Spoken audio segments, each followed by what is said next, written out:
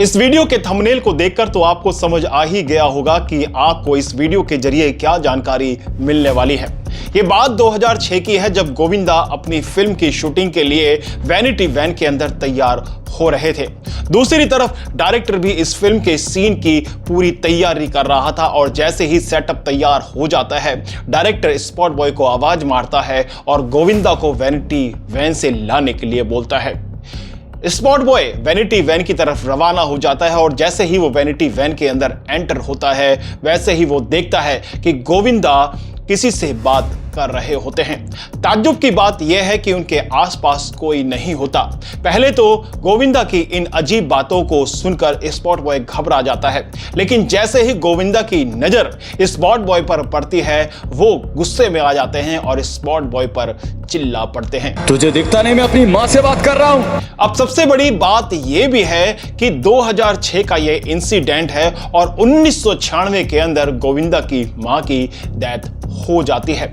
और आज आपको यह भी बताएंगे कि गोविंदा ने अपनी मां के बारे में क्या बातें कही थी जो अब सच होती नजर आ रही है। मेरे सारे डिसीजन आप कहा करती थी और मैं कर दिया करता। तो चलिए जानते हैं आगे वीडियो में।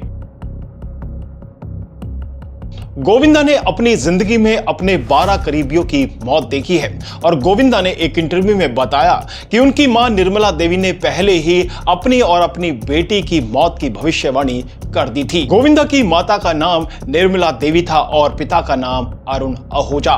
दोनों का ही निधन हो चुका है और गोविंदा जब अपनी फिल्म हीरो नंबर 1 की शूटिंग कर रहे थे, तब उन्होंने अपनी मां को खो दिया था। गोविंदा अपनी मां के बहुत ज्यादा करीबी थे और जब वो गर्भ में थे, तभी उनकी मां निर्मला देवी ने साध्वी बनने का फैसला ले लिया था। गोविंदा की मां निर्मला देवी काफी धार्मिक थी और नियमित रूप से पूजा भी करती।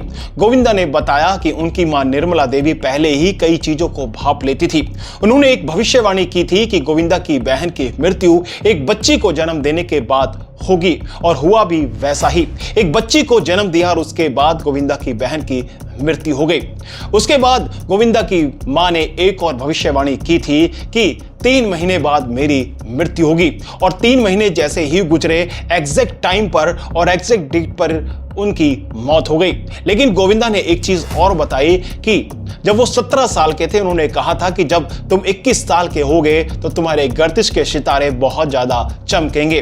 जैसे ही वो 21 साल के होते हैं, उनको पहली फिल्म मिलती है और वो बहुत ही ज्यादा जबरदस्त जाती है और जैसे ही उस फिल्म को वो साइन करते हैं, उसके बाद ही 50 दिन के अंदर उनको 49 फिल्में मिल जाती हैं और उसके बाद गोविंदा एक के बाद एक हिट दे रहे होते हैं और उसके बाद सुपर हिट का खिताब गोविंदा पा लेते हैं। और अब यह कहा जाता है कि गोविंदा की मां हमेशा गोविंदा के साथ में रहती है और ऐसा गोविंदा का मानना भी है। अब इस बात में कितनी सच्चाई है कितनी नहीं, ये तो गोविंदा ही जानते हैं, लेकिन आपको यह बता दें कि गोविंदा भी नियमित रूप से काफी पूजा करते हैं और अपने नियम का बहुत ज्यादा पालन भी करते हैं।